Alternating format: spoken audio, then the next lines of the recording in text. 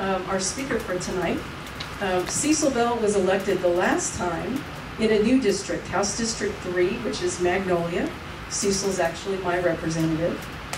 And he went up there and as a freshman was on frankly, a lot of important committees, including appropriations. Knows a great deal about water, natural resources, understands a lot more about how the budget is constructed and what goes into feeding all of that. We're really pleased to have you here tonight, Cecil, to explain some of these issues and hopefully take some questions from folks about what happens maybe during the interim and the work that you're doing in the interim in advance of this session, and maybe your predictions about what we might see this next time. So please welcome Representative Cecil Bell, Jr.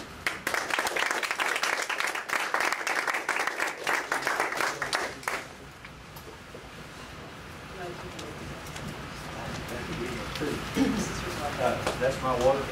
Out of curiosity, if I talk like this, do I need this? No. Okay. So I'm gonna hand that off because, well, I'm just frankly a little more comfortable without a microphone than I am with one. There is a habit I have that I'm going to, if you folks will indulge me a moment, take advantage of. You see, I have this little deal with my wife that when I say where I'm going to be, when I'm going to be there, I always like to make sure she knows that I was there. Our little old deal, so everybody smile, our little old deal is till death do us part. And it's actually me she's talking about killing it. Very important to me to be able to demonstrate that I am where I am when I say where I am. So, well, I'm very honored to be here today. I'm very thankful for the turnout. I will tell you that the only way that we have an ability to believe that we are represented, that we have a form of government where we are self-governed, is for us to be engaged in this political process. And I appreciate the effort to engaging the electorate, because without that, we see apathy. As Julie pointed out earlier, a lot larger turnout. So very important that we continue that process. Historically, the folks sitting in this room, we've not done a great job of going to the polls, especially not during runoffs. And if we're not going to do that, if we're going to sit at home, and we're going to allow a few people to decide who it is that will represent us. And that's not self-governance. That's a conveyance of the right to determine who will be governed to others. And as for me, I wasn't born under an earthly king. I don't expect to die under one. And I think that requires each and every one of us to do our part in availing to ourselves the knowledge and understanding of the candidates who are out there, and being certain that we go to the polls, and in being certain that at the end of the day, we know we participated in the political process which we have available to us because our Constitution grants us that right. And I will tell you that all governments get their authority from a creator, our creator, the God, our God. And because of that authority, when we don't go vote, we abdicate our God-given right to determine who it is that would represent us. So when I first heard I was invited to speak, the topic was given to me, and I don't know where the topic came from, because apparently there wasn't a topic. But water was something I wanted to give a little bit of an overview on, was kind of where water sits in Texas, some of the things that are going on in Texas with regards to water, and what we're doing right here in Montgomery County. And I'll preface also this whole thought process by saying that if you have a question, I don't have a script, so feel free to hold up your hand unless there's some problem with that. I don't mind dealing with questions as questions come up. And we'll get right back to moving on down the process of understanding.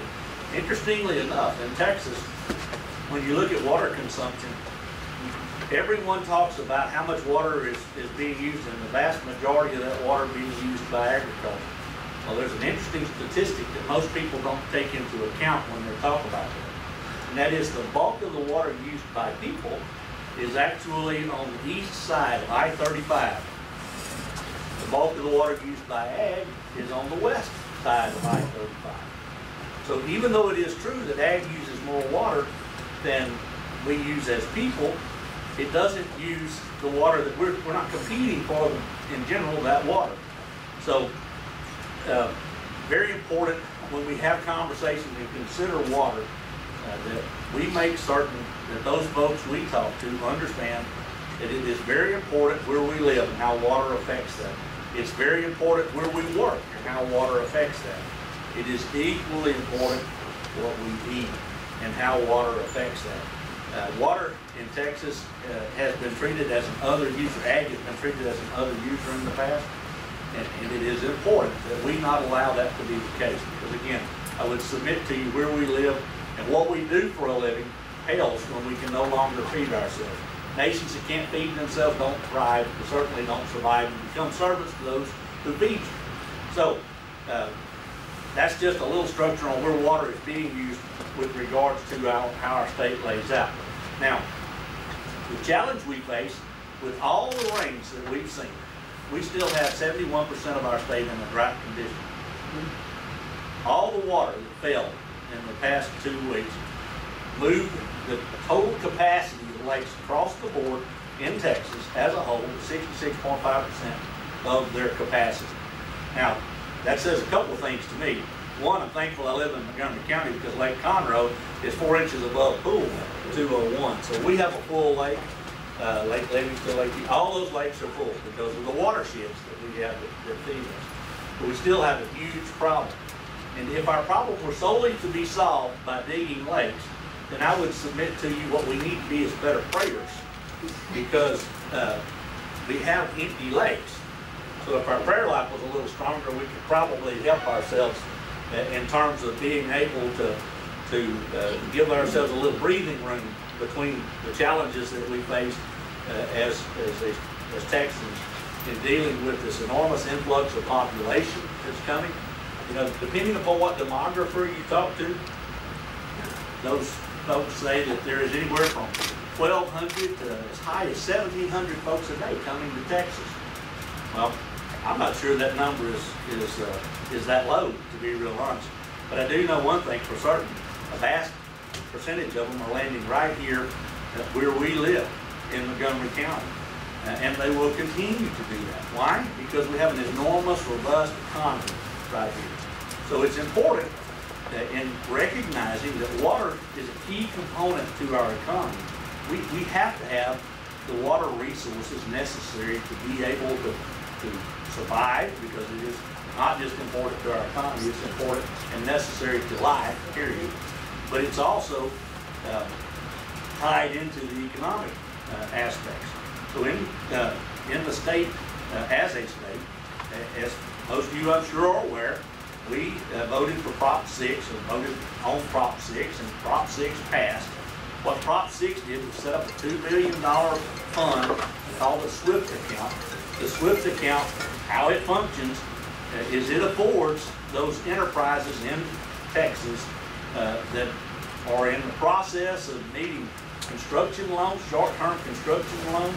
It affords reasonable interest rates on short-term construction bridge loans to get them into the permanent financing side. It also affords, it serves as a guarantor fund so that when we do go out for bonds, that we're able to get the best rates that we can get on bonds. Now, to give you an idea of what that means, in speaking with Jace Houston, I think he came and talked to you guys, but in speaking with Jace Houston, our water projects that are coming through the San Jacinto River Authority, with the surface water plant that draws water directly out of Lake Conroe, and the distribution system that will bring it to the densely served populations, which is the Woodlands and Conroe predominantly.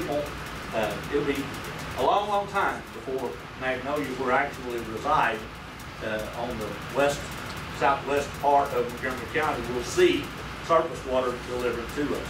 But in regards of that particular revenue bonded enterprise, the understanding that they have, and having analyzed this, had the SWIFT account been in place, we would have saved, as taxpayers, about $200 million over the life of that bond.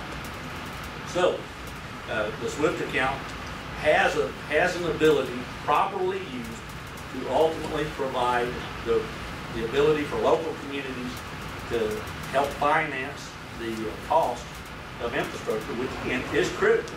Now, the challenges, and Julie Turner, and I really appreciate, by the way, your president, Julie Turner, and all of you.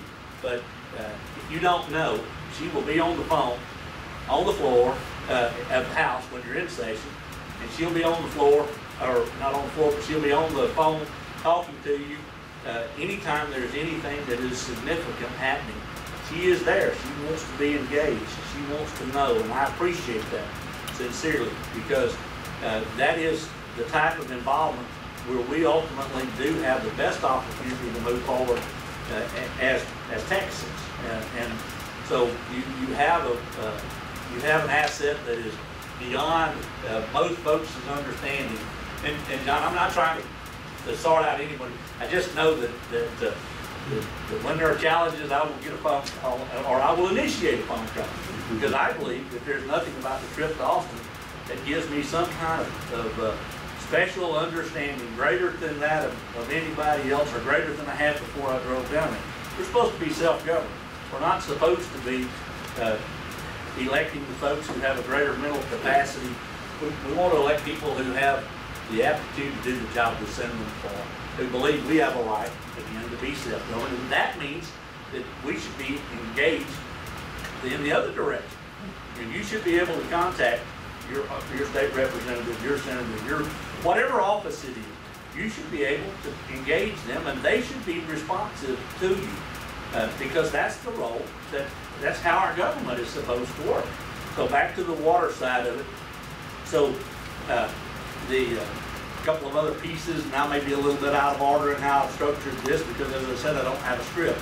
But in Montgomery County, we have the Lone Star Groundwater Conservation District, which was charged when it was created by the legislature with evaluating where Montgomery County would be in 2035 if we stayed totally on groundwater. That was the only place water pumped from the aquifers that exist under the ground.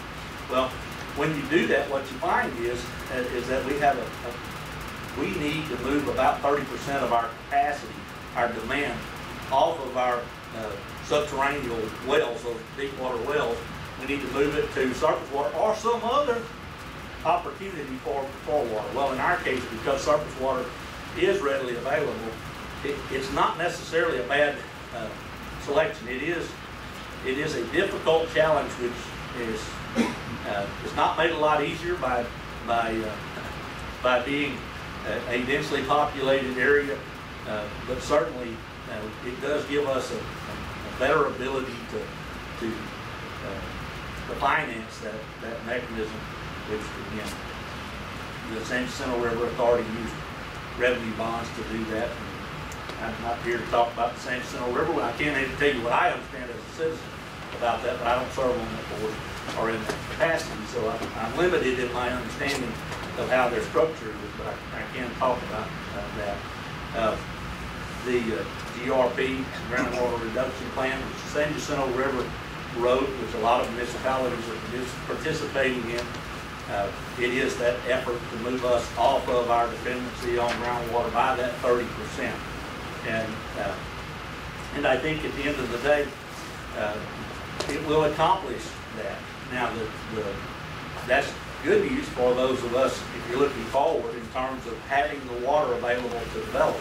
It is challenging news economically, because at the same time, when we're already, in my opinion, attached to a threshold that is hard to tolerate, it is very difficult to finance anything. There are a couple of things that I don't see a solution to, short of somehow coming up with a debt structure that we can pay off, and only where you have an asset. I think one of the challenges that face us as Texans and as Americans is the fact that so much of our debt is not for hard assets, to where those generations that ultimately do pay for them can tangibly touch, feel, benefit, use those things that we are paid for, but are instead things that are consumed and not available for them. There are what I like to refer to as if you go out to eat on your credit card and you don't pay it off at the end of the month, you're getting in trouble, and you may not know it.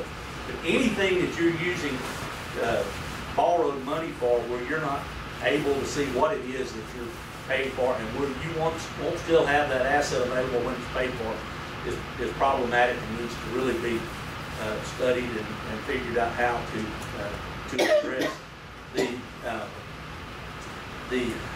In general, the other aspects of the SWIFT account, the dollars that are administered to the different local areas. The state of Texas is divided into 16 distinct regions.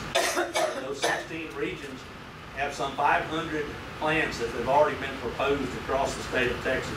They're supposed to prioritize those, and they have until June of this year to represent those plans to the Water Development Board. And under House Bill 4, one of the things that changed was how the Water Development Board is structured. It was a 6-member board, then brought down to a 3-member board.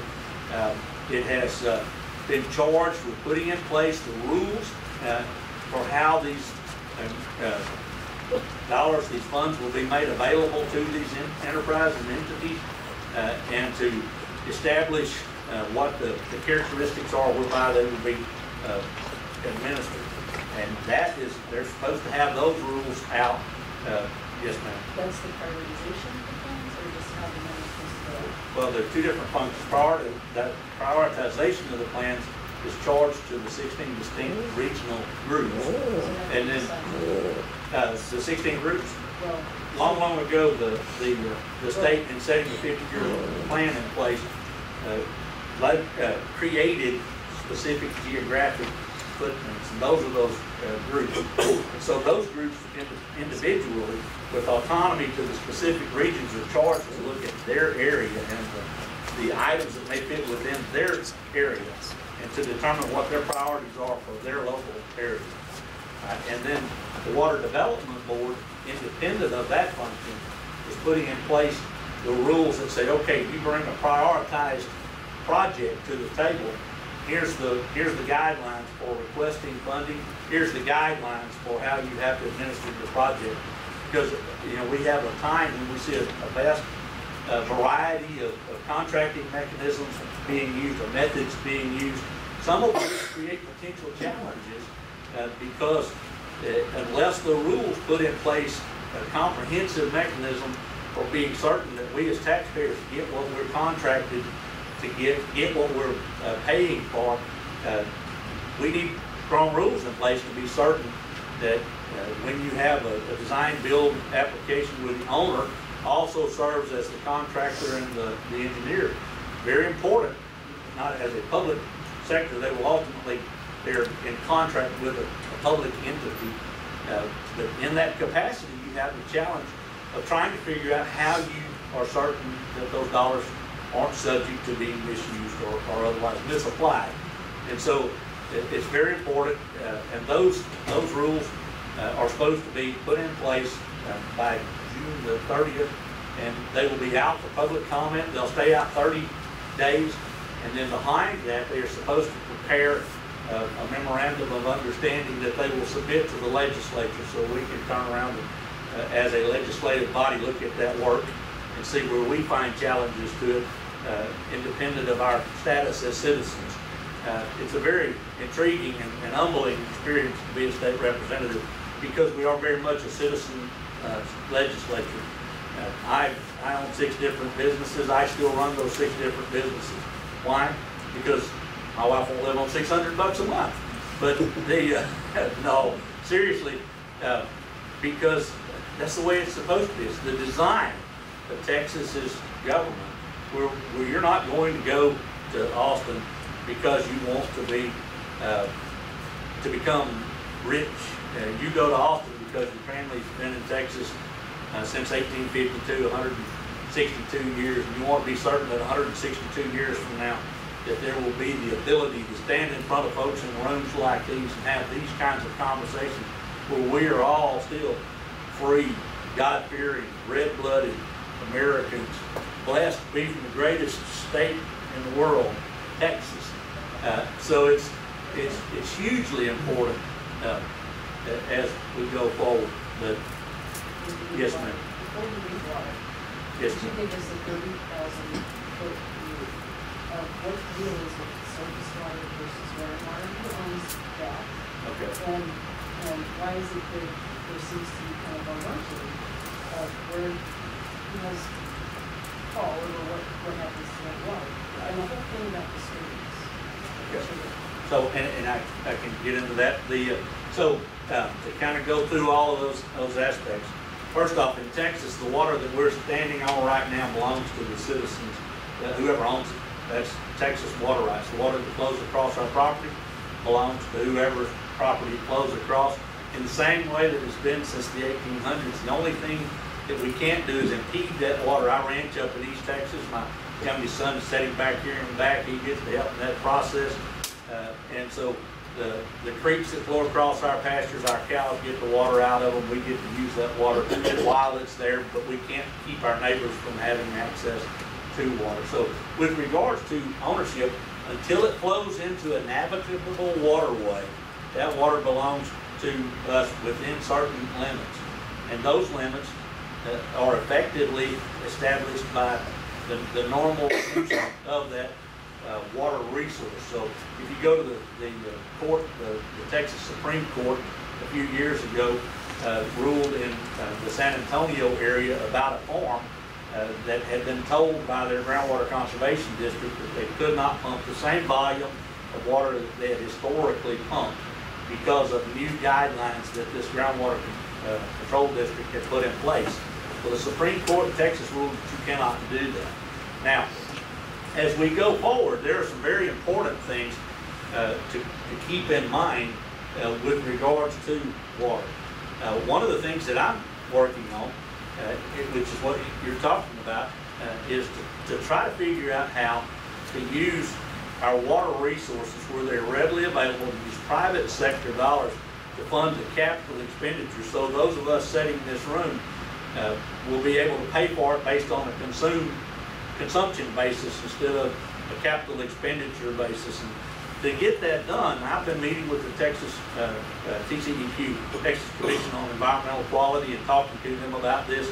But a couple of things have to happen. One, we have to change our rules of capture, because when that water right now goes into a river or a creek, it's no longer our water. But if I take this bottle and I put it in the stream and float it to the far end, I pull it back out, I never lost ownership of the water that was in it because I was able to define it. Well, we have a bed and banks permitting process that defines how governments, intergovernmental agreements work to move that water from one point to another point.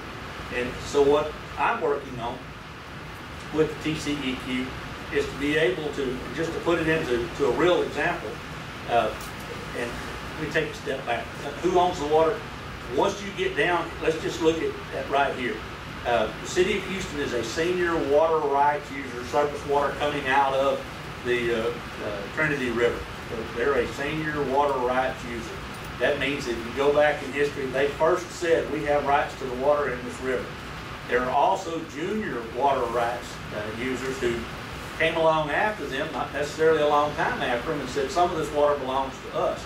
Now, where we have what are called water masters over these watersheds, like the Trinity River Authority, the Brazos River Authority, the Lower Colorado River Authority, and all those enterprises and entities, they're really governmental entities that oversee that water. Where those water masters are in place, they're the ones who say, okay, the city of Houston has priority in this water over, let's say, the Woodlands or Conroe.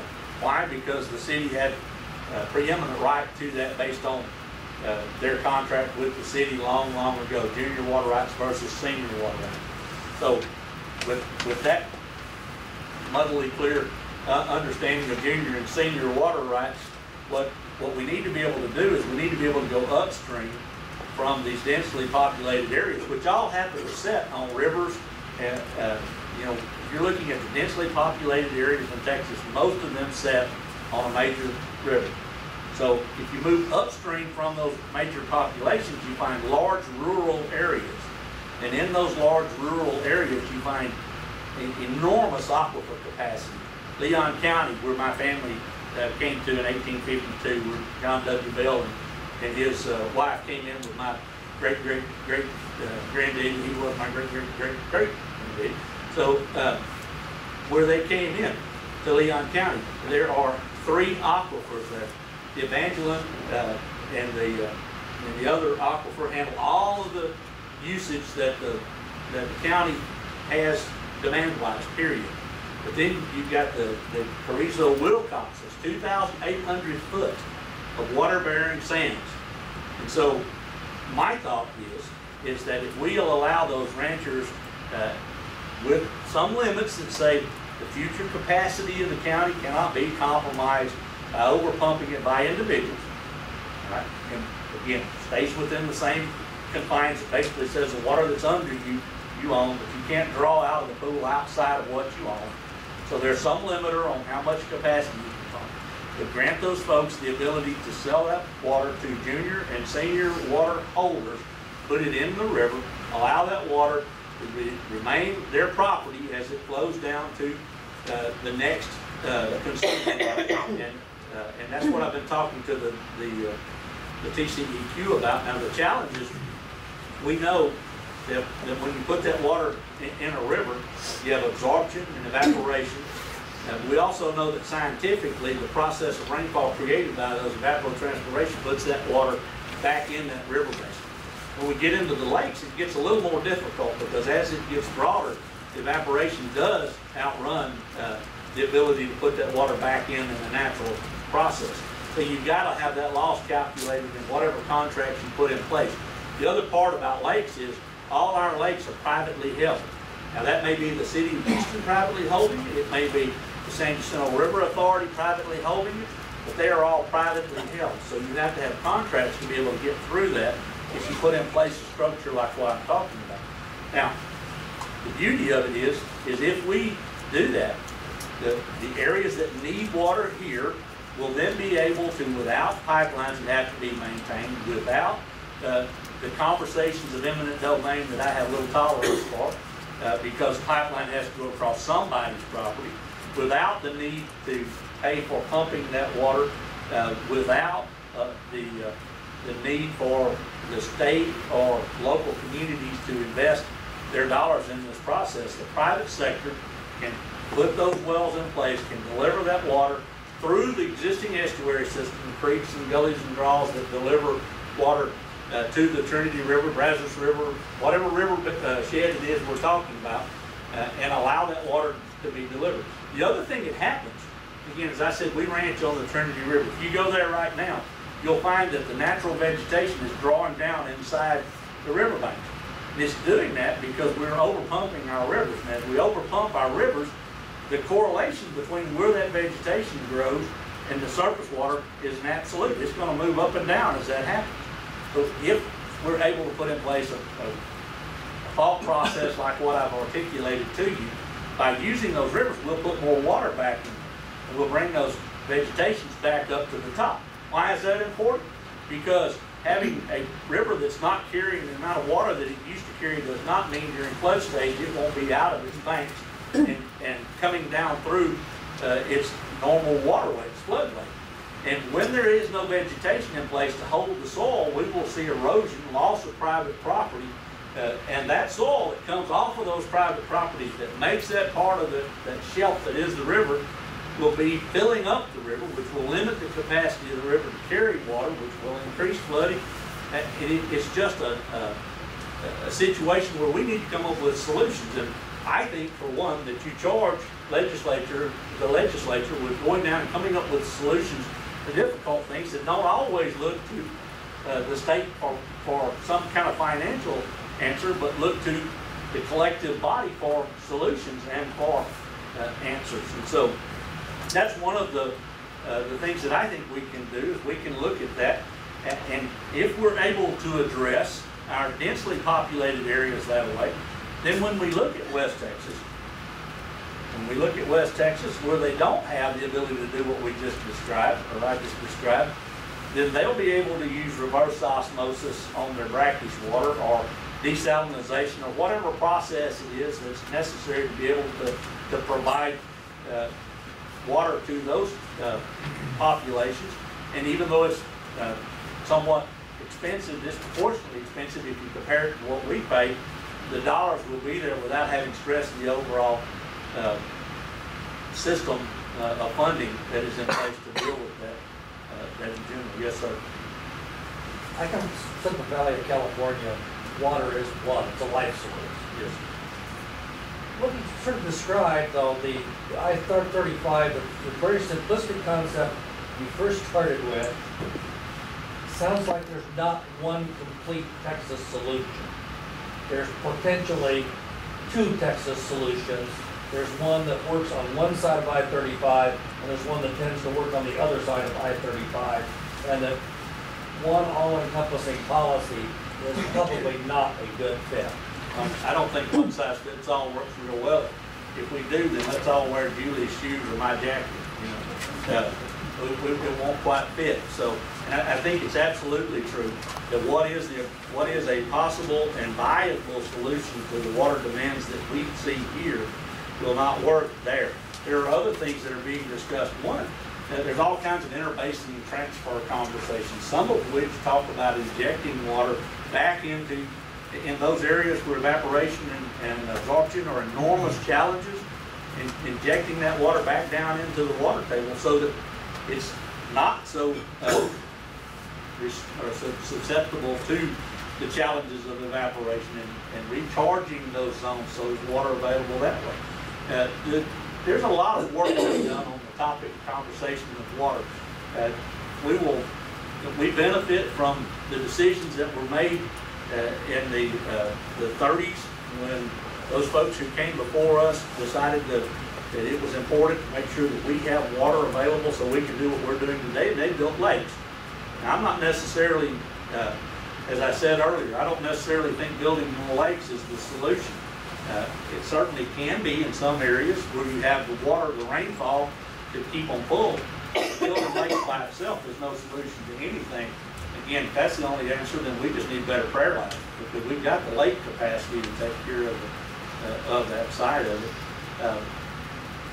That's kind of an overview of water. Yes, sir. At this point, are you happy with the process in the state legislature for dealing with the problem?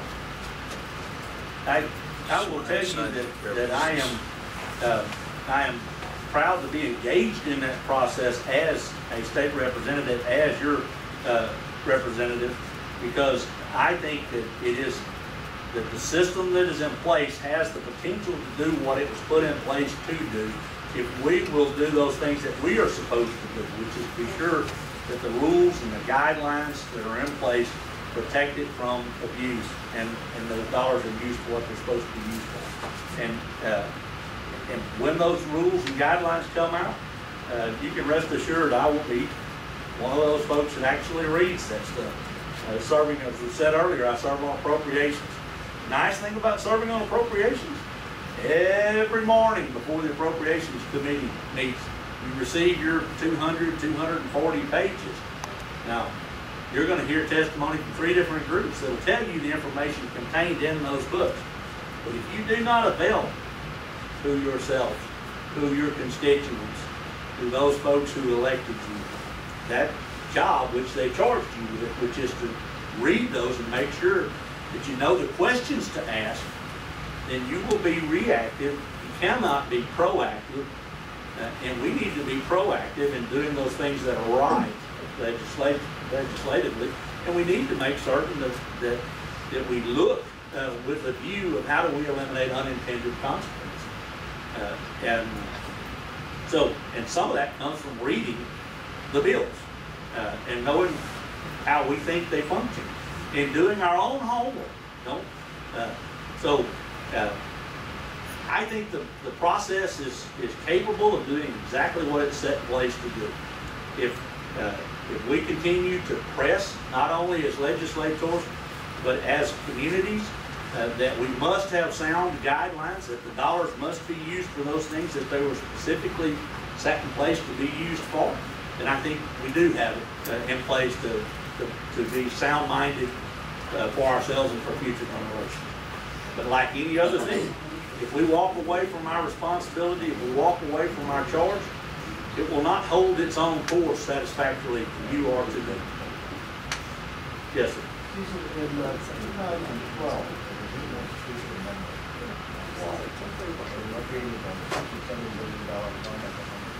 2000. It was 11. Yes, sir. Yes, sir. Those dollars have not been spent. Those dollars will not be spent unless someone fits in the bond. That was a authority to effectively shelf register $6 billion worth of bonds for the building of projects in our water plan. That was how we were supposed to have, and I recall the conversations. I was not in the legislature at that time, but I recall the conversations as to how and why that those dollars were voted on by us as Texans. But those dollars, what we found, at least in my conversations with the people who are now talking about using the SWIFT account, is most of the communities where we could put in place the programs that will work to provide benefit didn't have those construction dollars to be able to get them to a point where they had enough design to be bond ready. And so I think we may see those dollars used. We may not. They're not calculated, in my opinion.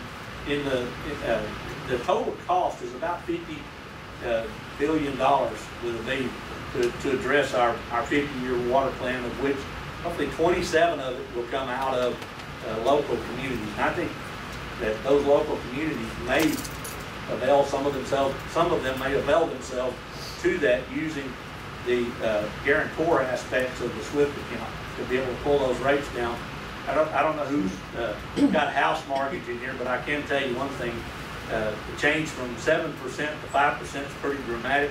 The change from 5% in an interest rate to 2% is staggeringly dramatic when you're strictly dealing with a minor interest rate and the bulk of what you pay is principal. And so that's where I think the SWIFT account may make those dollars be potentially available to some communities. Again, but those are decisions that those local communities will make independent of legislative effort beyond what was put in place already. Is this Freeman water board manage that fund as well? The comptroller's office manages the actual fund. So it goes through the comptroller's office as far as the disbursement of funds and the repayment aspects to see that the terms and conditions are met. With that said, that board, that three-member board, is charged with putting in place the protocols and ultimately with evaluating those projects as they come in from those 16 different regions, and they prioritize them. Not the $6 billion. The $6 billion. I've not researched the $6 billion to the degree that I can answer comprehensively exactly why they weren't used beyond what I've said already. I know that much from dialogue with the entities who said I would have liked to have used that to build the water capacity in our area that we really need grows back. Those areas like that last Christmas were literally on Christmas Day. The question was, would there be water when they turned the faucet or not? And that's something we don't really run into a lot here, is when we turn the faucet, will there be water that comes out? And sometimes there are folks when you go back to that line talking about west of 35 versus east of 35, sometimes we look at it and we say, well, as long as we've got enough water, then the rest of the state can kind of take care of itself. But when you look at the economic impact and you look at the need to feed ourselves, that's where we grow the crops that we all eat in general. And so very important that we not become so fixated on the fact that we have the ability to turn that knob and water come out. We lose sight of the impact of not having water around the state, not just right here where we live. So. The speaker sent out a document with a charge for the revenue. So can you talk about what that is and what the state legislature is doing in between sessions? Okay. So as I assume most of you know, we have a very unique form of government. We meet every odd year. Okay. Now, if you've ever been to Austin and you see how weird Austin is, you'll know why I suspect we only meet every odd year. But anyway, it's So we meet for 5 months, and then we have any special sessions, 3 special sessions in the 83rd, the last legislative session. So behind that, the leadership, Texas leadership, whether, and it's kind of it's not really a collaborative effort, but if you look at the common thread between those, House leadership, in this case the Speaker's office, sends out a list of charges for the different committees. And as a legislator, you serve on committees, but you're not constrained from functioning in any venue.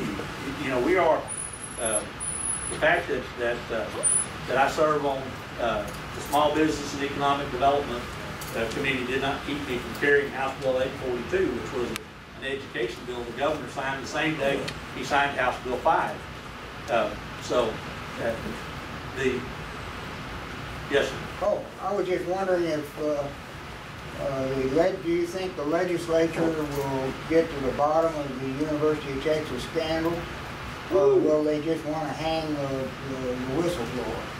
You know, I have not spent a lot of time in that. Obviously, it was referred to a special committee. I thought it was kind of interesting that it was that it was labeled a transparency committee, and I've not really gone through all of that, but I would like to say that that we will get to the bottom of it before anything is ultimately acted on.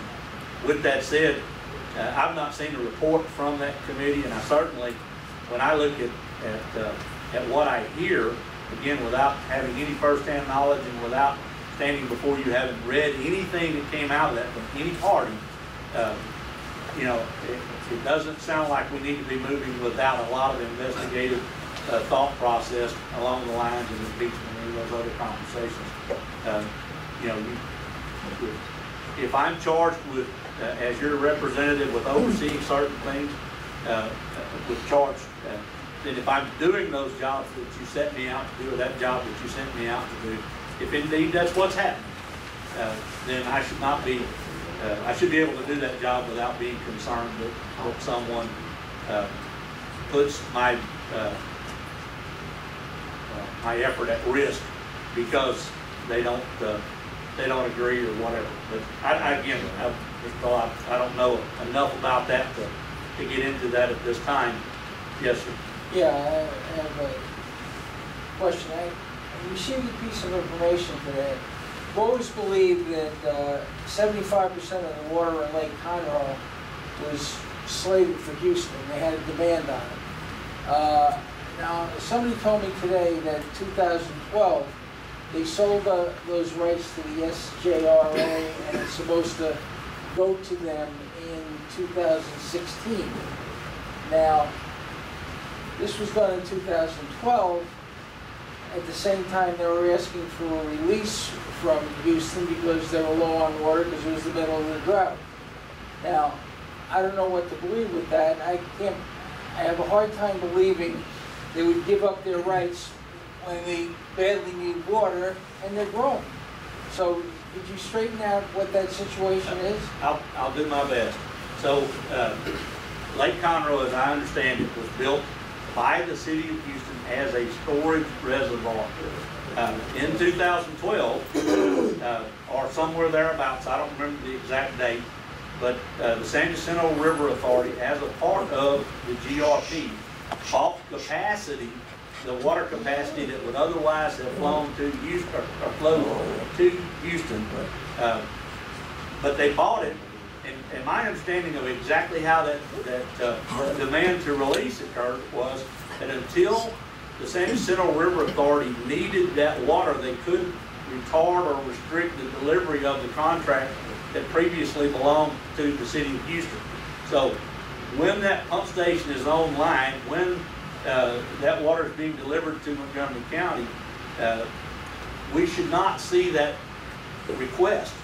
My understanding of it. That's the reason that the drawdown, that 30+ million gallons or 60 million gallons a day that was going out of Lake Conroe was in large part because we didn't have a need for it because we couldn't use it here as a water resource, drinking water, potable water resource. And so that allowed, by that contract, the city to go ahead and make that call for water. Now, on that, I will tell you that in my conversations with the San Jacinto River Authority, one of the things that I always go back to is that if we're going to put 30% of our capacity on surface water, and we're going to draw that surface water out of Lake Conroe, it is incumbent on us to know how we're going to maintain that pool level in times of drought. Because it's not just a storage capacity then, it is the ability for us to present that water that is so essential to us for life and for economy. And so, you know, the way the lake is shaped, my comments have been to them that we need to be looking at, and we're talking about $1 billion investment in Montgomery County for water, the plant and the distribution system to deliver it. If we're going to do that, then we need to look at how do we put 30 million gallons of water back in that lake when that lake is continuing to fall because we're not seeing normal rainfalls. I think we can go to the far end of that lake and we can drill wells into the Catahoula, which has only one challenge in the sense of the wells that have been drilled so far, and that is that they have a high temperature of somewhere around 101 degrees. They have not been found in general. I think April Sounds may have one where the salinity content's a little higher than what is acceptable, but the rest of those wells have not had a salt issue, which presents, when introduced into freshwater, presents some challenges with algae and other things. But so if we go up to the north end of the lake, we're against the national forest where there can be no demands for that water. It costs about $1.5 million to put in a well that goes into the Catahoula. It would only be used in the event that you have a drought. It cost us about $45 million to ensure that we as citizens in Montgomery County knew that we were going to keep that pool level. And then don't try to necessarily manage the lake independent of how it has naturally functioned. Don't spend the money to try to hold the pool level full. There's you know, the interesting thing about these lakes when you watch how they work is naturally they except in times of extreme drought, you don't want to see that pool level fall too far.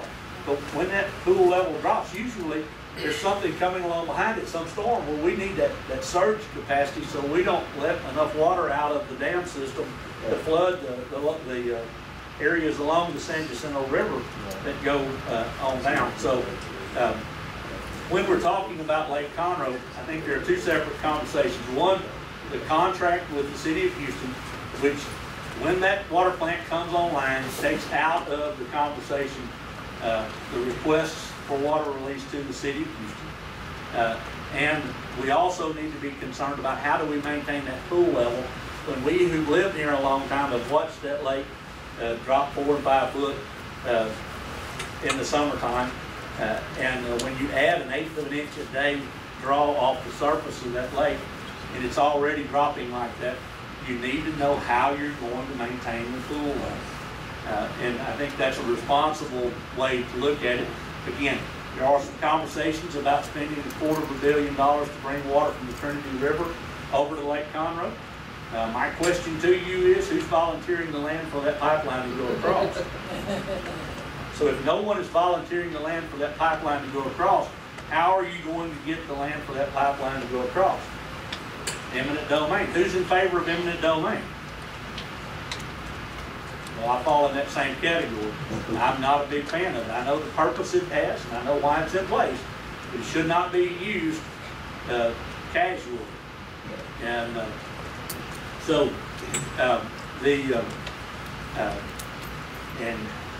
we have before us two possible solutions: $250 million that requires perpetual maintenance that'll be running when it's needed only, or $45 million.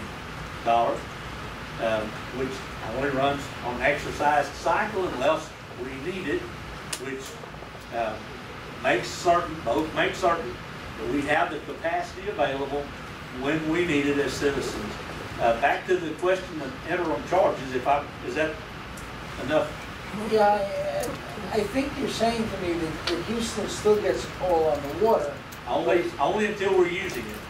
until you're using it. Once that water is being delivered through that distribution system, Houston loses that right to call for water through as I understand the contract, they will not continue to draw on it once it's being delivered to Montgomery County.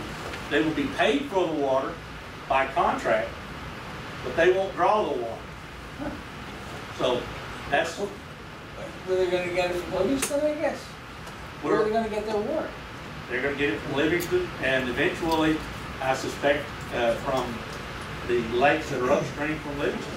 Because now,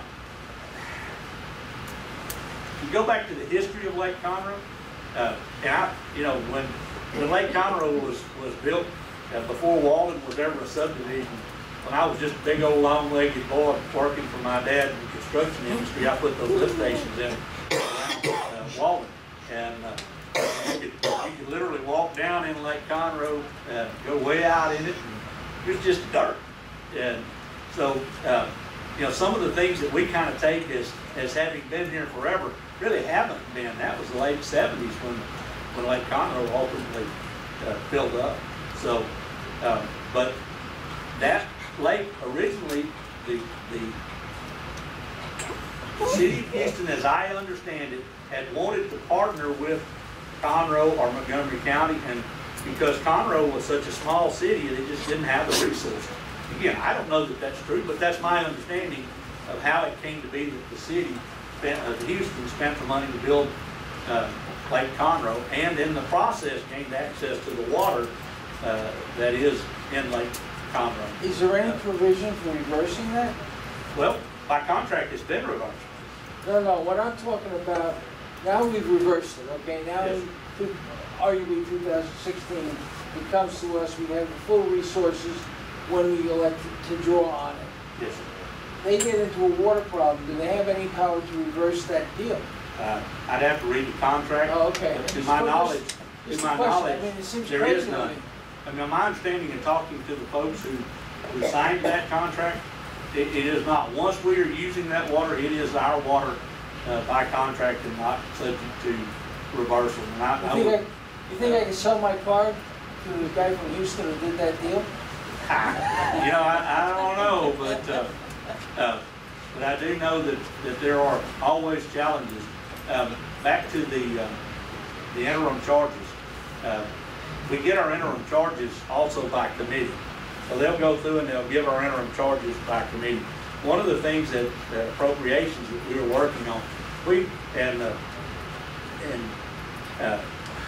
the whole budgeting process is a big conversation, and I'll do my best to answer any questions you might have, but at the end of the day, one of the things we did was we took $1.2 billion well, let me step back.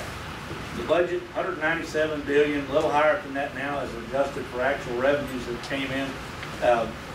$74 billion is public education, $73.8 billion is health and human services. The rest of it is everything else, TxDOT, everything else is that sliver, 52, 55, whatever that is. That is the rest of the dollars available for all other governance. Now, inside those individual buckets, the state of Texas has these enormous accounts like the TURP account, which has had at the start of the 83rd legislature had $772 million in it. Well, what the comptroller's office has historically done is use these giant balances to certify the budget to say that Texas has the dollars available to pay a much larger, by constitution we're limited on what we can spend and on several other constraints as far as dollars. But by using these surplus funds and these balances, which are not available to be spent but are available for certification of the budget, which is kind of a twisted sounding thing, we've allowed spending to be larger than what it should otherwise be. So in the 83rd legislative session, we took $1.2 billion out of those funds. So we restricted in the 84th legislative session, there will be less dollars available to be spent under the 84th legislature's calculation because they won't be able to use those fund balances to certify the budget, meaning they're going to have to hold the budget lower, they being we. I think there are some good things. Unfortunately, with regards to the state's budget, it's a whole lot more like navigating an aircraft carrier than it is driving a sports car. The things you do, we have a 2-year budget, so it's 2 years before you even see the effects of your effort to make any turns or any adjustments. I carried a couple of bills. One interesting bill, the Texas Emissions Reduction Plan, TERP, as it's affectionately referred to by those folks like myself who are in the construction business. It's also it's a tax we pay on diesel equipment when we live in non-attainment areas where our air quality is lower than what the EPA says we can have.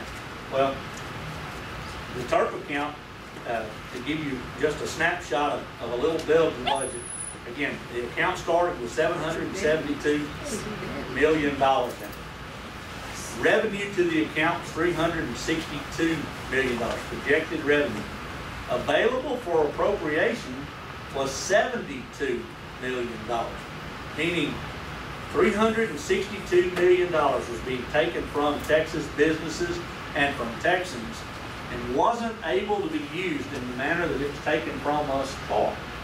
Now, I heard that, I thought, boy, this is good news. We'll just start whittling, cutting, chopping, and get this thing where it's supposed to be, because if you're not going to use it for what you said you were going to use it for, then you should not tax me for it. So I put in place a bill and carried it. A few weeks later, the chairman of Natural Resources, which is my subcommittee on appropriation, came to me and he said, the EPA has contacted us and your bill will not be able to make it to the floor. I said, why not?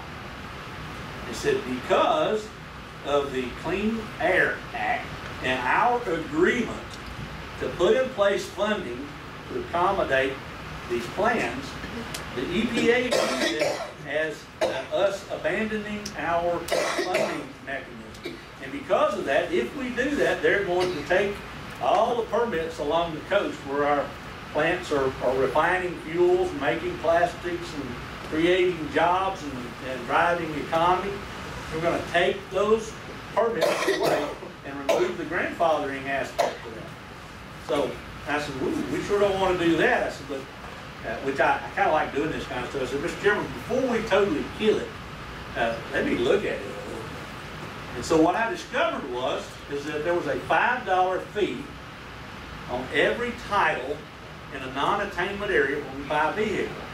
And that $5 fee is $184 million. Now the way that $184 million works is it flows across out of the different non-attainment counties and into Fund 6, which is the highway fund. Those dollars that we use to pay for roads and bridges and lanes, free lanes. Okay? And then they're required by the agreement with the EPA to write a check for that $184 million and put it over in the TERP account, growing it into astronomical dollars. So what I did within House Bill 7 was we put a provision in House Bill 7 that said if the comptroller's office looks at the TERP account and finds it to be fully funded, that $5 fee stays in Fund 6. So it leaves $184 million of those in the actual funds where they are available to be used to pay for maintenance of roads, to be able to pay for free lanes, to be able to pay for those things that we would otherwise have to come up with other methods of finance for. So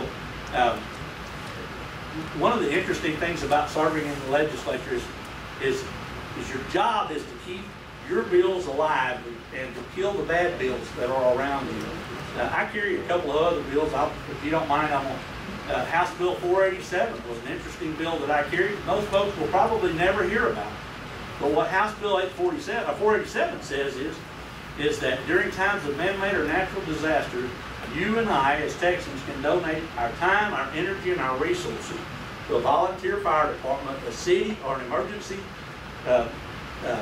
management coordinator, And we are protected from liability under section 79.003 of the Civil Remedies and General Practices Code.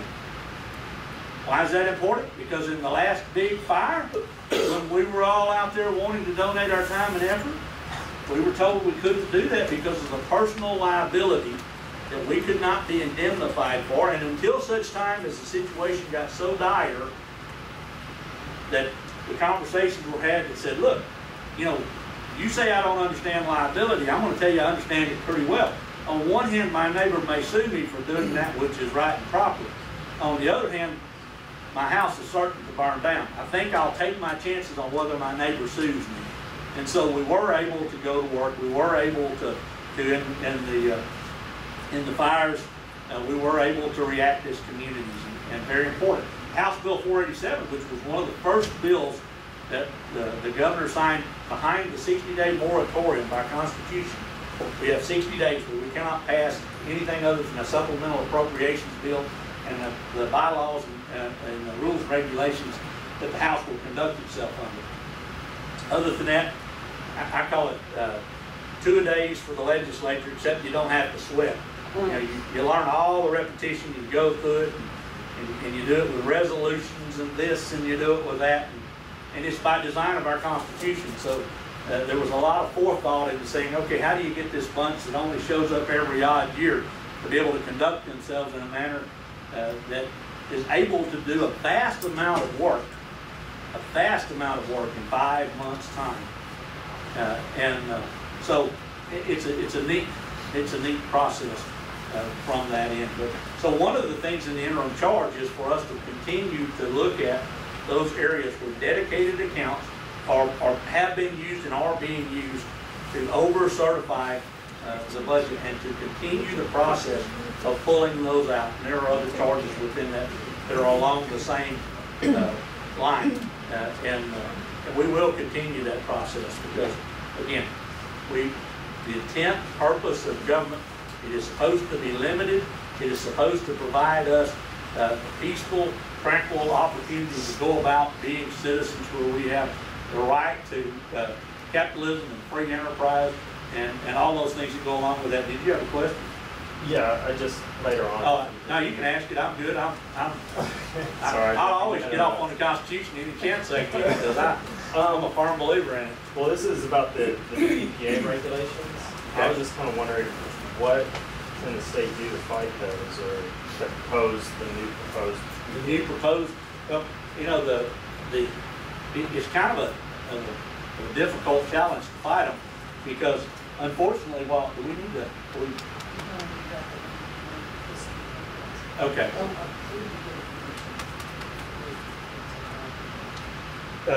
Which 842, House Bill 842. Yes. So the challenge is the EPA has teeth under this administration. So we can push, and we are pushing. We are saying, look, you know, stay out of Texas. The 10th Amendment says you're not supposed to be in here anyway. These are not things that are yours to do. Stay on your side of the Red River, and oh, by the way, Oklahoma doesn't want you either. So, you know, I think those are the things that we're doing right this second. But where we can benefit, there are, to the end of our coal plants. I represent Prairie View A&M, which is an interesting thing. I also have Waller County. All of Waller County is in my district, as is southeast Montgomery County. So I have this oddly shaped district that starts at Humble, runs between the San Jacinto River and 59, goes up to Conroe, makes its way across, picks up everything from 2978 to 105, and basically all the way to the Grimes County line, and then it's all of Waller County too, all the way down past Katy and to the Fort Bend County line. So I have all of that, but when we're dealing with the EPA, the things we need to do is we need to look at how we can support our businesses to allow them to function. If we're going to be overregulated somewhere else, let's know that Texas is a limited regulatory environment, where that until we can get the right president in place to get the changes that need to be done, there's a limit. You know, my preference is to say, look, I have no choice, no love for the EPA, and I don't. But if they're going to pull all the permits and put us in some kind of an unattainable position, then we've got to figure out how we can hold our ground, not give up ground, put our businesses in stronger positions, and at the same time steady push back so that one, we don't see any intrusion beyond that, which is just happens to continue pushing, and we just can't stop pushing back. Is what it amounts to, in my opinion. Yes, sir. Well, what about repealing the franchise tax on businesses? Repealing the franchise tax, and then there were several bills to repeal the franchise tax. We were not able to repeal the franchise tax in the 83rd legislature. I do know for a fact that it will come back up again in the next session because I've talked to at least 2 legislators who will be carrying that bill. And there is, what we did do is if we're going to have it, then we put in place a couple of things. That one, we made $1 million be the minimum threshold before you have to pay any taxes, and then it's a tiered tax up. So again, it doesn't serve as a governor. In the past, one of the challenges that franchise taxes had set in place is that as long as I stopped my business efforts before they reached $1 million, I wasn't subject, or $500,000, wherever that threshold was. It moved to $1 million, but you had to stay under that threshold, because if you moved above it, you were subject to the full taxes for everything behind you. And so it was very much a governor that said, look, we're not going to get any larger volume-wise than where we are. And we saw businesses sitting on the sidelines 2 and 3 months instead of contributing to the Texas economy, putting people without a job who otherwise would have been working. So I think the franchise tax, as a business owner, I don't have anything good to say about it. We can't get rid of it. We need to continue to and one of the other things, if you don't know this, the outcome of the 83rd legislature was to put in place 2.5% tax relief in addition to the cap this year, 2.5% more than the next year. We have a total of 5% relief over this biennium, this 2-year cycle. I also carried a bill, House Bill 842. House Bill 842 is a bill that we should all know a little bit about because it impacts all of us. In Texas, our public education system has traditionally handled career and technology through a couple of, well, I would tell you that if I asked most of you what career and technology in public ed meant, you would say welding, wood shop, ag mechanics, maybe cosmetology and a culinary class if you're in a really strong environment, a really strong public school.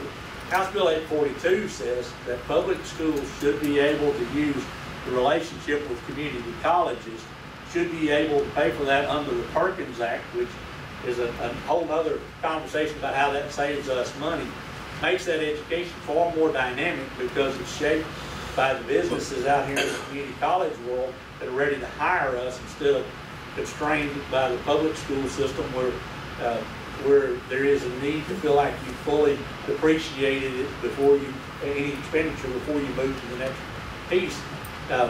So when you look at it, if we move it out here, which is available right now, it was available in the spring, last spring, to our high schools, to our high school students. When you move it out here, now career and technology sounds like this. It's bookkeeping to robotics. It's machinist to aeronautics. It's all the things we do available to us to graduate from high school with a trade certification. No more money to our parents than the current ad valorem system has us paying right now. And it's enormously important to us as a state because right now we are importing skilled labor. And anytime you import skilled labor, you export dollars. When you import labor, you export dollars. That one person I have working here, when I do that, the business that's over here, all the overhead money goes with it, all the profit goes with it, all the money to support the family that's not here with this individual goes with it. Some 30 to 40% of every dollar moves with that importing of that labor. So for Texas to remain and for Texas to take advantage of our robust economy, we must provide our own skilled labor force so that those dollars go home to Texas households. So we retain that. If we don't, we have to push our economic prosperity up just to hold status quo. It's about a 30 or 40%, as I said, marker. But Is what you're saying is to basically improve the integration between the high schools and the community college programs? between the high schools and afford all of the Technical schools that are available in our four-year universities, our trade schools, our other things. The other thing that's important is right now, if you look at House Bill 5, which is the education reform bill, and how it functions, it doesn't address the funding to put in place the facilities to be able to house all of these new classes. But if we look at our community colleges, we see the capacity already in place to be able to absorb this student population. It keeps us from having to create redundancy in our public schools that we already have in our community colleges. Saves us hundreds of billions of dollars, not only in facilities and facility maintenance, but in redundant curriculum and hiring educators. So it's a bill that and the other piece that, just to tell you, when you, and I'm going to tie these two together, but when you look at the challenges facing the budget in Health and Human Services, some of it comes from the fact that we have some folks who are culturally perceived as driving intentionally or predetermined to drive the size, maintain the size of that $73.8 billion Health and Human Services budget. If we take those kids who are told that that is where they will go, and we catch them while they're in the 6th grade, and we say to them, what do you want to be when you're grown? None of them will say a dope dealer. None of them will say they want to fail a drug test. None of them will say that. They all want to tie a towel around their neck, fly over the city, defending us from all things that are evil and willing to protect. So if we can reach them there, if we can motivate them at that point, and they say, you know, I want to be a doctor. Now, I'm not saying everybody has to go to college, but let's just say they say, I want to be a doctor. And they go home and they tell their grandparents and their parents and their buddies and all the rest of them, they say, I want to be a doctor. What do they say? You can't be a doctor. You're not smart enough to be a doctor. No one's going to give you a scholarship to be a doctor. Well, what they should be able to answer is, I live in Texas. I'm going to graduate from high school as an EMT or an LVN. If nobody wants to give me a scholarship, I'll pay for my own education. I'll own who I want to be. Nobody will tell me what I can or can't do. I'll take accountability and responsibility for who I am, and we will drive Texas in the direction it needs to be.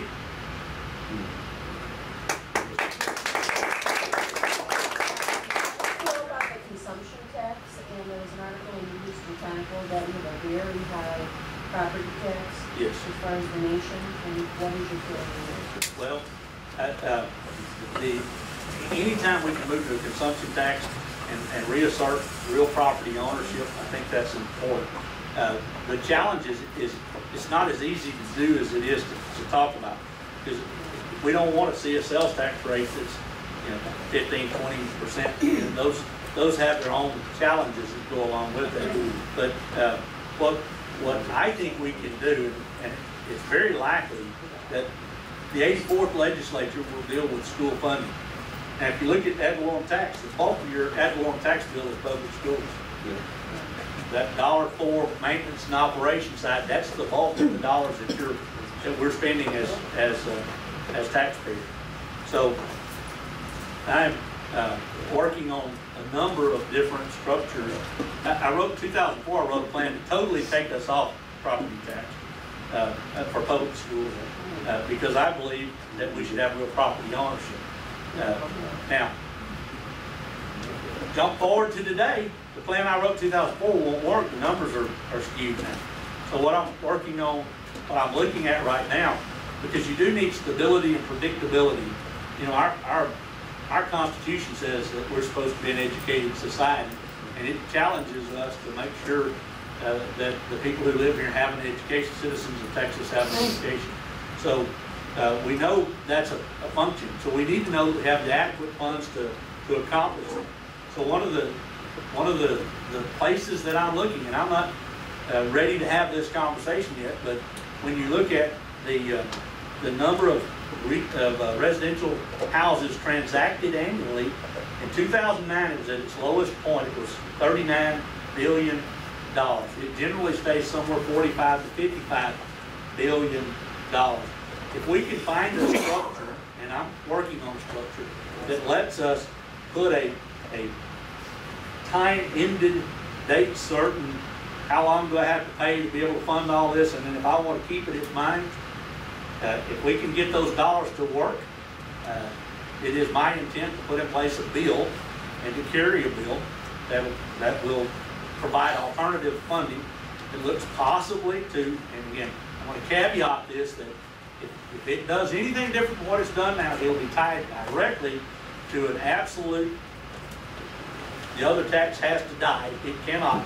If one takes 4 years to come in, then the other takes 4 years to die. But we don't just reduce them and hope that perhaps, because, you know, one thing I know as a Texan, one thing we know as Americans, is that no good tax ever stays dead unless it's truly off the books and requires constitutional authority to resurrect it. So anyway, so I am a fan of the consumption tax as opposed to, I'm not a fan of any tax, I should clarify that. But I do understand, as our founding fathers did, the need to fund our government and the functions that are supposed to be handled by government. And so the way to get that done is some form of a tax levied on us as individuals. And I prefer a consumption tax because I only pay it if I use it, as opposed to a tax where I'm forced to pay it whether I'm using the service or product or not. So, Cecil, will you answer any additional questions? I'm not going anywhere. In fact, if y'all want to stay, we'll just stand here and talk. I have proof I was here, and my wife cannot question where I was. So. Well, it is really true. He called one time during the session. I was cooking fried chicken, I think, and we had a conversation about what was going on that day, because it's essential. It's essential, and these things happen in the moment, and we have to have conversations right when you're about to take a vote. You're thinking over things that's that timeliness issue that we work on. It's why we have legislative partners. We've got to find good people we can work with, educate ourselves about the issues. If we have differences in the way we see things, we educate ourselves and try and talk with our friends in the legislature, and we have a polite discussion about how to get someplace that solves the problem. That's the ideal model. Thank you so much for being here tonight. God bless you. God bless you.